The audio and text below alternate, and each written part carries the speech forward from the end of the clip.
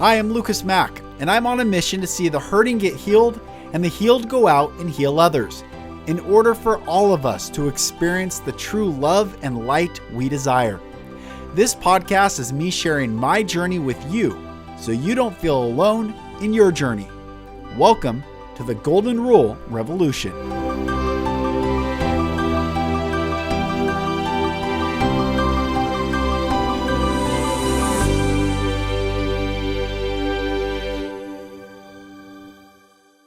Hello, brothers and sisters, and welcome back to another episode of the Golden Rule Revolution, and happy February. I am Lucas Mack, and it's such a pleasure having you join. First of all, I just want to say thank you to everyone who has given me answers to the question of what do you guys want to hear? What can I teach on more? And it's really beautiful because, you know, with my background in religion and seeking truth through all these different variants and denominational doctrines and religious dogmas, I've done a lot of studying, a lot of research. I mean, I spent decades studying, and the library is full. And I've always wondered how, like, why did I go through all that? What was the purpose? How is all this going to be used in the future? I had no idea. I just knew I needed to seek truth. Like, why are there more than 400 Bible versions in the English language? How could anyone consider something infallible if there's variants and variables and different words, and who wrote it and who was on the translation boards and what was the purpose and yada yada. And it's cool because all this is coming to fruition, where thankfully you and thank you to my dear sisters and one brother who asked questions of what you want to hear. And I'm going to go through a couple of them this morning. My dear sister Corinne, actually, I don't know. I've never asked how you pronounce your name, but she said, I feel there's a lot of crazy energies going around, the negative entities infiltrating our bodies when we don't even realize it. I would love for you to talk a little more on how we can shield up with the armor of God, how we can get back up when we get knocked down, how sometimes our tools don't help us and we simply have to rest and ride the waves.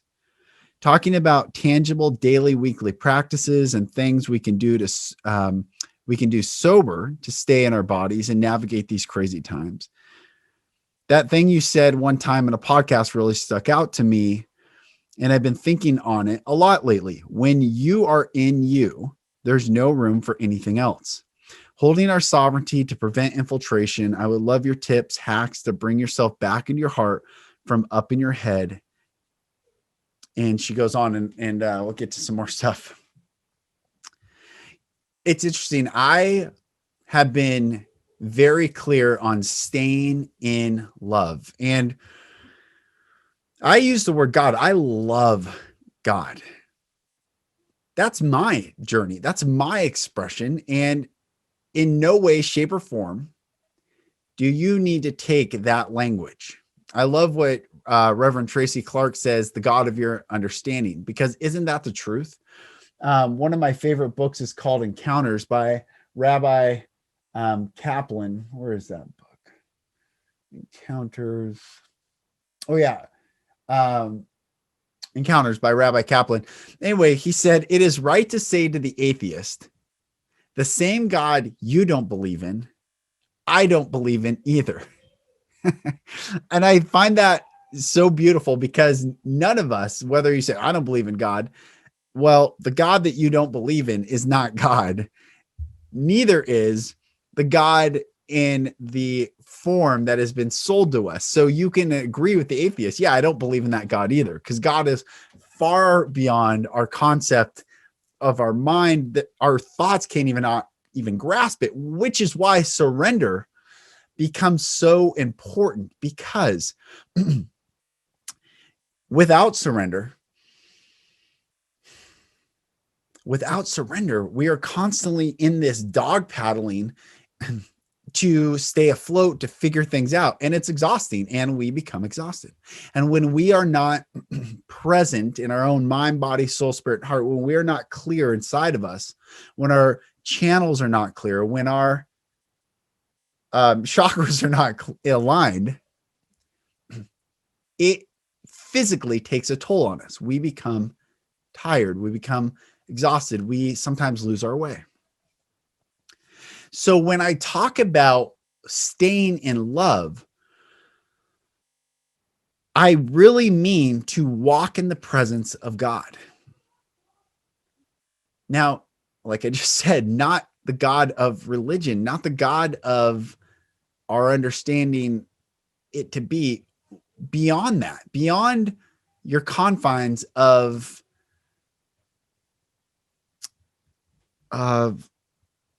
attempts to navigate the waters, I guess is the best way, like beyond dog paddling or trying to stay afloat, like surrendering in that water and allowing love to take you up and out of that water. Why this is so important. And I had a dear brother say this on Friday. He said, to counter what Lucas was saying, or to differ or something, we were doing something on Clubhouse. He said, you have to balance the darkness and the light. Now, I do not ascribe to this teaching. This teaching has been around for a very long time, and I believe it is a deep state narrative, a cabal narrative to tell humanity to accept darkness and light as they coexist. I've been in so many conversations, discussions, a little bit of arguments with people throughout the years. I say that is not universally true, because where darkness is, we know it is a truth that light is not present. But the moment you shine a light, that darkness goes away.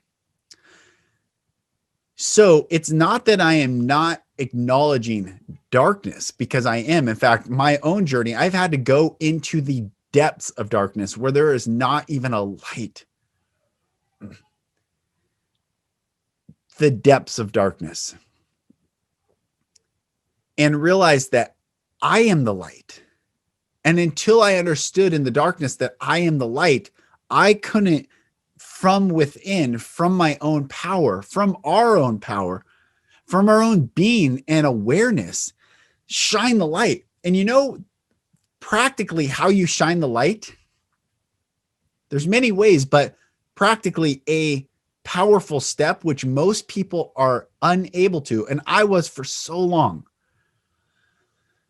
unable to fully express the light, is through the throat chakra, which is why so many people are blocked up in their throat chakra. They cannot speak. They cease to express. So when I say shine the light, it's to speak in your power. It's to speak forcibly. It's to speak in sovereignty. I've said this before. Sovereignty is saying, when you say yes, it is yes. And when you say no, it is no. That goes with other humans. That also goes with other entities in the spiritual realm. This is what it means to shine your light, to speak forth the light. So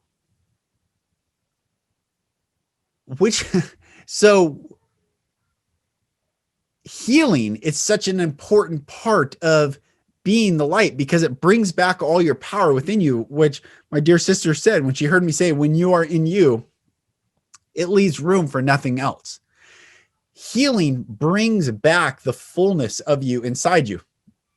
Why would we need to heal our emotional bodies and heal our souls and heal our spirit and heal our hearts and heal our minds? Why? Because when you as a soul do not feel safe to come back into your body, you have left fragments outside of you. Think of this.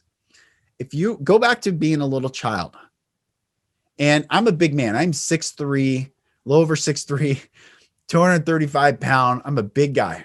Some people think I'm small when I sit here. People can't tell, but I'm a big man. Okay. Now go back as a little child and see me. And if I got aggressive as a parent to you and went to threaten or intimidate you, scream or yell, throw something or strike, where does your soul go? Does it stay in your body and like, yeah, bring it, or do we leave? We leave. That's why trauma has been introduced into the world, because when you traumatize children, the soul separates a little bit more, and negative energies, negative spirits, demons, whatever you want to call them, dark energies because light has created a gap, because your soul is light. It's of the breath of God. God is love. God is light. And in him, there's no darkness at all. So your soul is light. It's Aish. It's the fire. It's the fire of God. It's the fire of Hashem. Your soul within you illuminates and just glows and burns brightly. But when you leave your body at any time throughout birth to now, you have created a gap where light is not present. Guess what's present when light is not present? Darkness. And where do these dark forces exist? In darkness. So I hope you're tracking with me. I hope this is making sense. So when you separated from your body, you created, and this is not bad, this is actually good, because you preserved your soul, because we actually have our higher self wisdom to know how to protect and preserve. Now, when we leave our bodies, and I don't mean fully leave, I mean just like snap, and we'll never come back as fully until we reclaim the sovereignty of our being. And this is where ego is built. Ego is built in that moment, in those moments of separation, to protect from the external forces that keep making your soul, or creating the environment for your soul to leave your body, which then allows darkness to reside. Even though you are light, you have not fully stepped back into your kingdom, which is your body, which is your temple. There's dark energies that can infiltrate. Your ego is protecting you from the external physical realm. Your soul has been preserved, but now you are living in this temple with duality, with love and fear, light and darkness. And so, in order for us to come back into the fullness of our bodies, of ourselves, we must heal, truly heal, not throw this word out as like, we got to heal. Healing is stop looking at everyone else. Stop worrying about other people.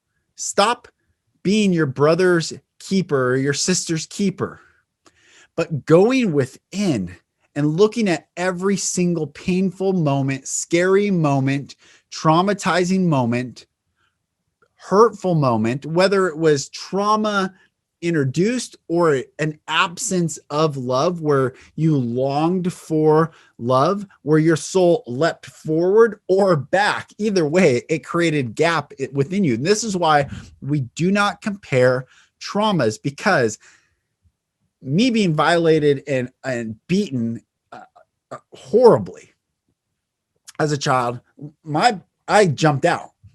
But some people who weren't ever physically intimidated or grew up in this quote unquote perfect family, but maybe it was more stoic and not showing emotion, and that little child had, like all children, have a desire to be loved and known, leapt forward to seek that love, which always kept in a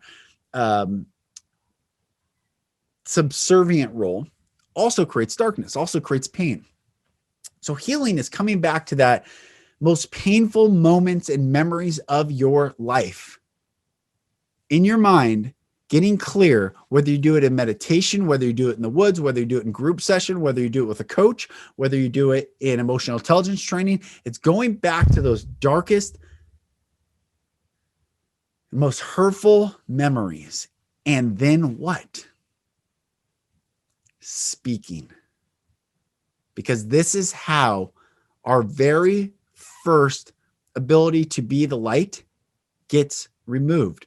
When we were too afraid to speak, or we couldn't speak back, because if we spoke back, it would only have been 10 times worse. So we didn't have the power to speak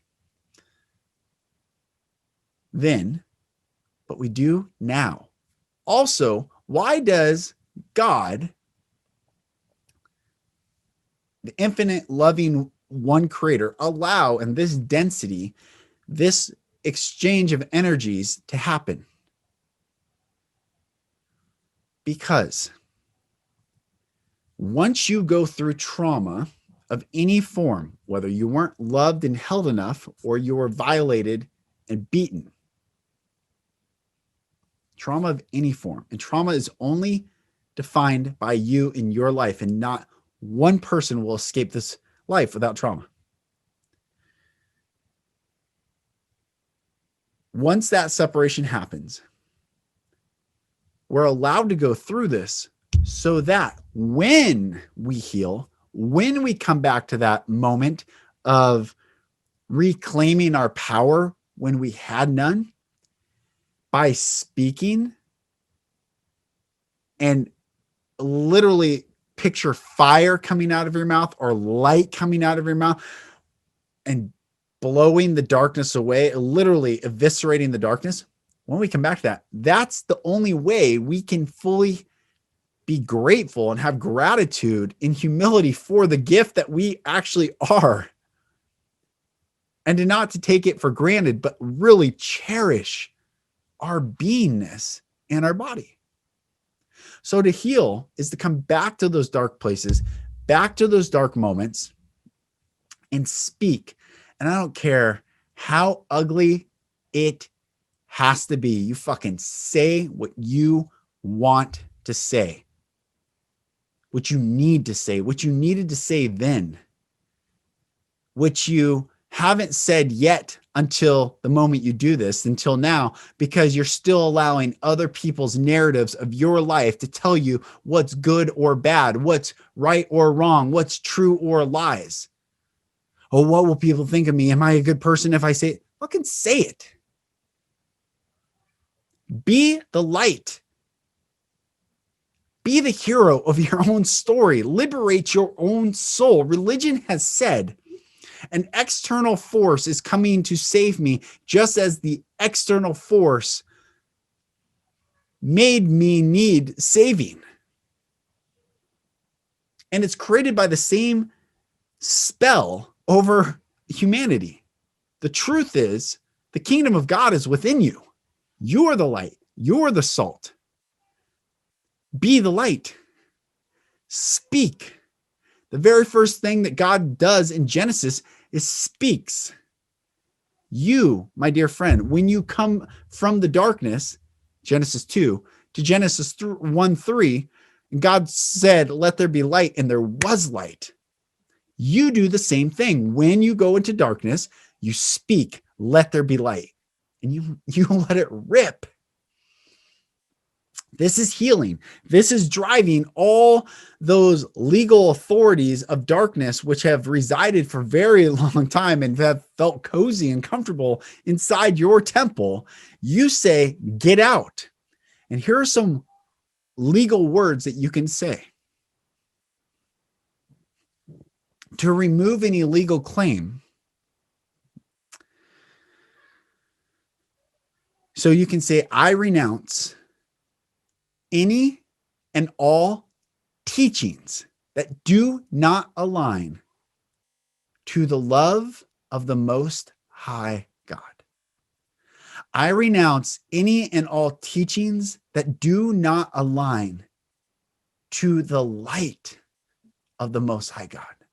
I renounce any and all false light. I renounce any and all false teachings, false doctrines. I renounce them. So you have uttered out of your mouth a detachment from things that you have accepted, which is where the darkness exists. You've renounced it. You've detached from holding on to that. And then say, I, in my sovereign authority, command all darkness to leave, all energies that do not belong for my highest good, my highest benefit, according to the infinite love of God. I command you to leave, and I invite the love of God in me. I invite more love, more light, more love, more light to fill me, to fill my very being, my very temple, to the top of my head, to my fingertips, down to my very toes. Salvation means to walk in the love of God, to be in the love of God, to exist in the love of God. That's what salvation means, to be in the presence of love. Salvation is the English word for Yeshua. Yeshua's purpose was to teach how we walk in the divine love and light of the one infinite creator. And it's to take authority, to reclaim. It's to reclaim authority in your own life and be the light and to speak truth, to speak love and to speak light. So renounce any and all energies, darkness, anything that doesn't exist or does not belong to exist in your temple. Also to speak, and I mean speak. And what happens when you start to peel back layers is you're going to cry. You're going to have a lot of emotion. You might be angry. You might be scared. You might be sad. But when Jesus says you are the salt of the earth, how does our body express salt? In our tears and our sweat, and then in our urine. Salt is a conduit of electricity. Salt connects us back to God. We are salt. So when you have those tears, you are coming back and connecting to the very presence of God. When you take authority, when you're doing this work in sovereignty, many people are crying because they're still in the wound, which is fine if that's where you are. But when you do this work and go back to the darkness and start to speak, start to express and go through the whole cycle of emotion, anger, guilt, sadness, all these things, you come back to this place. The tears are so precious. Crying. That's why I wrote the song, cry again, let it out and let love in. So cry again, let it out and let love in. Crying is a beautiful thing because it's what connects us back to that divine, soft presence of God. And also, the Bible says that God collects every single one of our tears. This is a beautiful picture that your tears are not wasted. Why bring that up? Layers when you deal with that. It's like an onion. When you cut an onion, it brings tears. So there's many layers you get to that core. You can do the same for yourself. So practically, coming back into your body, removing darkness, walking in the love and light of God. Now, love is not a feeling. This is also a very important truth. Love is not a feeling. Love can make you feel, but love is not a feeling. Love is the actual force that allows all things to exist by. Love is the very ether, it is the very fabric. It is beyond time, it is beyond space. It is beyond even the quantum field. Love allows the quantum field to exist. Love is everywhere at all times, like the oxygen that we breathe in and express carbon dioxide out, we can breathe in love and express fear. So love is not a feeling. Love is the actual premise of power. So I want you to think about, are you walking in love? Not feeling, but a knowing. I am walking in love.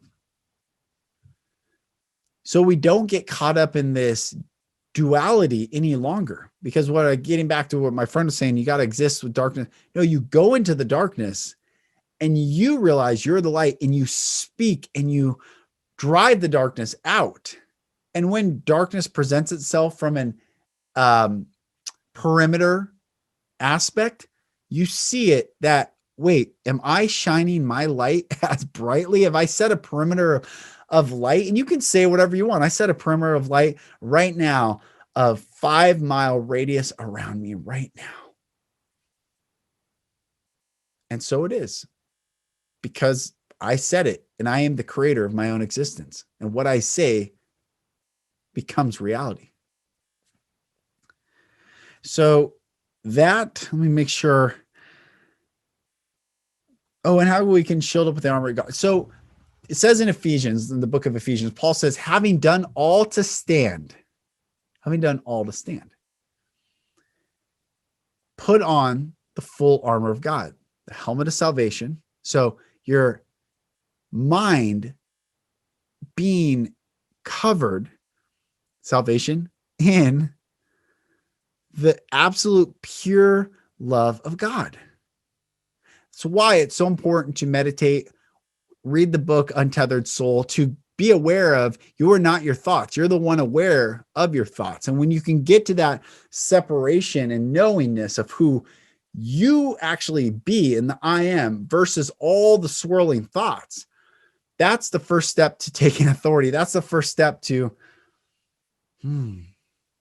knowing that you are in the presence of God, the presence of love, the presence of the very power that keeps us here.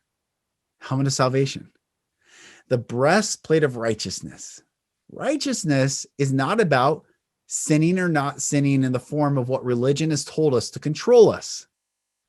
Righteousness means right standing. What is the right being defined as? The right being defined as is standing in the love of God. When you are walking in righteousness, it means to walk in the presence of love, to walk in the presence of light. And when people come, your old relations, maybe that you've been friends with for so long, and they speak negative, or they're speaking in this 3D tone or polarity or duality or all these things, you get to create barriers or boundaries or space to say, this isn't walking in love. I choose to be in solitude in this time and space of my beingness here on earth, more than I choose to take my breastplate of righteousness off and engage in all this duality and this polarity. Because what does the breastplate protect? First of all, some of the armor went up and around the throat chakra, so they protected their neck. But the breastplate also covers the heart. And Solomon said, protect your heart, guard your heart, for out of it comes the issues of life. So guard your heart, which is also why it's important to be careful what you watch and listen, because your eyes and your ears are the floodgates to your heart. Everything we see, everything we hear goes directly to our heart, which then Jesus says, out of the abundance of the heart, the mouth speaks, meaning what you have in here comes out. So when people say, oh, I didn't mean to say that, they actually are saying, I wish I would not have said that. But regardless, it's an acknowledgement of it exists in your heart.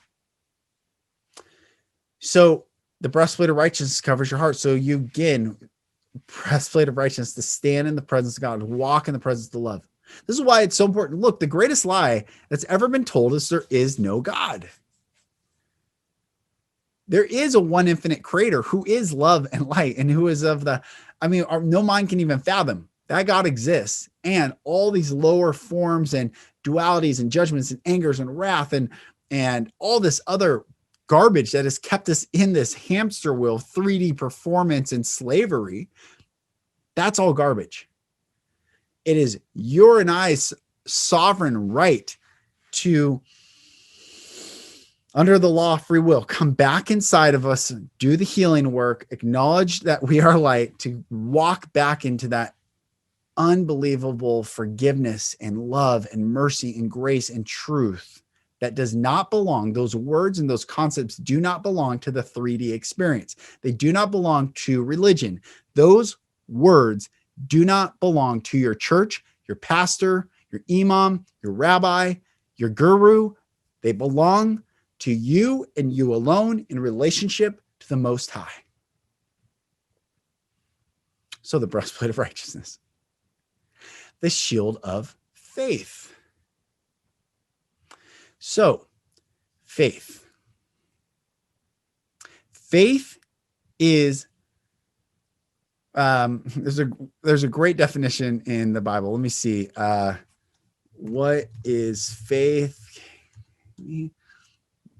Faith says, let's see here. Stay with me. Now, faith is the substance of things hoped for, the evidence of things not seen. So the Bible says faith is the substance. So it is a tangible, measurable thing. So faith is the substance of things hoped for, and it's the evidence of things not seen. So your faith is actually something. Now, the disciples asked Jesus to increase their faith. And what did Jesus constantly say to them? O ye of little faith. Ye being plural, you. Thou, thine, thy, singular. Ye, plural. All of you of little faith. Well, it is our job to increase our faith. Well, what is it? It's the things hoped for. Well, what do you hope for? I talk about this when I coach my clients, and if you're listening, you know this. The world says your experience will touch your heart. Your heart hopefully will get some hope so that you can have a vision someday for where you should be. But the Bible says that where there is a lack of vision, the people perish. And Solomon also said, hope deferred makes the heart sick. And sick heart leads to death, a dying experience, a dying culture. Now, the wages of sin is death. What you are given in return for your actions. The wages of missing the mark is death. But what's the wages of righteousness? It's life. So when we walk in the presence of love and light, we are actually choosing to live, and living is reclaiming our sovereignty and our soul's purpose in our body. So faith is the substance of things hoped for. So no vision, no hope. No hope, sick heart. Sick heart, dead culture, dead experience, dead everything. So we have to get a vision again. The vision is to walk in the presence of God. The vision is, don't worry about what the material world, how much money you have and house and cars and all these things that can be burnt away in a fire. What cannot be burnt away in a fire is your soul and walking in the presence of God. You are fire. God is fire. He's a consuming fire. So your purest truth is that when you connect back to the love and light, you're actually walking back in the fire, in the emanation of that fire, because you are a reflection back to that. So you have that vision, which gives you hope. Hope for what? Hope that these things will come to be, that you can continually walk in the presence of God. Hope leads to a healthy heart. Remember, the breastplate of righteousness, guard your heart. So the more faith you have, the healthier your heart is. The healthier your heart is, guard your heart, for out of it comes the issues of life. the healthier your heart is, the more life you can experience and exude and share with this world and share with one another and share your gifts, your treasures, your beautiful journey, your story, your perspective on this human experience. You can share that with me, with us. So faith is something to be increased. Faith then is a derivative of vision, and many people's vision is very small. And we've been told that vision is to accumulate materialism in the 3D. That's not vision. Vision is I can walk in the presence of God. Whoa. And in that vision, I can see perfectly clear. So vision leads to hope. Hope leads to healthy heart. Healthy heart leads to life. So the shield of faith is tied to your vision of you are going to walk in the presence of God. So the shield of faith, King James Bible says your loins girt about with truth, the belt of truth. Well, what does truth protect? Truth protects your sexual reproductive area. Truth also makes us free. What is the Bible's first book? Genesis, the genetic codes, your genes, your DNA. Truth protects your DNA. Truth. So your loins, your belt of truth, protects you. And what does your loin, what is your sexual reproduction area meant to do physically? Is to bring forth life.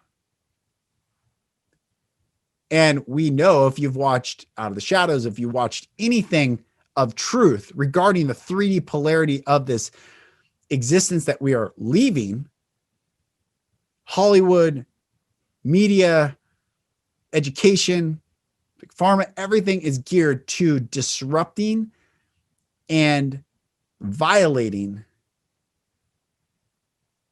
our what truth is meant to protect, which is our genetic code, our ability to bring forth more life. So truth preserves you. Truth protects you. Truth keeps you in right standing. And I want to say this because I was violated. And it took a very long time. It wasn't until I mentioned on the darkness that I went in October this past year, where I didn't know I was going to come back.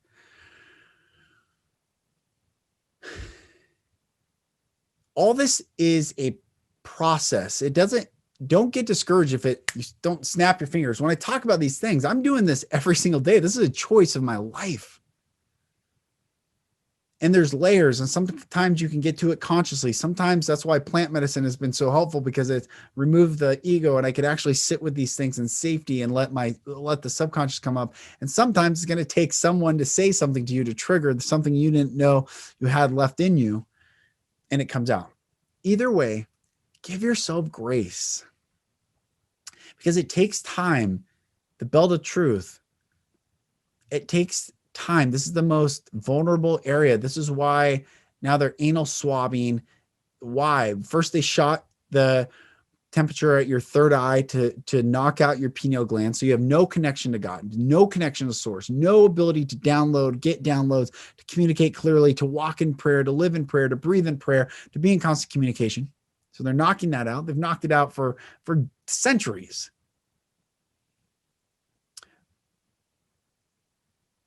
But your rectum, it's the base of the spine that goes all the way up.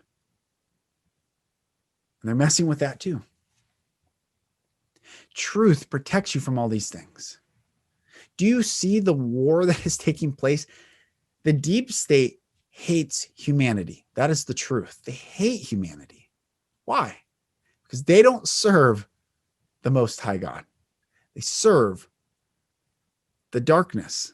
Now, the Most High allows this darkness to exist so that when we wake up to we are the light, we can choose. And That's what's happening in the Great Awakening. We're all choosing and all waking up to light, and darkness is leaving. However, this is why it's existed for so long. The spells and the incantations of media and the constant repeating of words over and over and over, where people just accept these as truths, where you don't know what these people do. This is the asinine thing about media. Someone who came from the newsroom, was a TV reporter, producer. I've done a lot. I know a lot of people. I've had people on the podcast. You don't know what they do right when they get off the air. You don't know what they're browsing. You don't know what they think about. You don't know what they talk about. You don't know where they went to school, what their grades were, how good a journalist were they. They were just really good at speaking on camera. And you've taken what they say to you in this black box of manipulation over and over and over, and it's addicting, and you come back to it and it puts you in a spell where you believe what they are saying more than you believe your own conscious eyes. And we're leaving that, but that's what's been happening. So the belt of truth protects your sexual reproduction area, and truth makes us free. So when you walk in truth and you seek truth, seek and you shall find, knock, the door will be open, ask and shall be given to you. For everyone that seeketh, findeth, asketh, receiveth, knocketh, and the door shall, which means never closed, forever, always open. Every time you knock, the door shall be opened for you. So it's our turn. It's our time to seek these things out.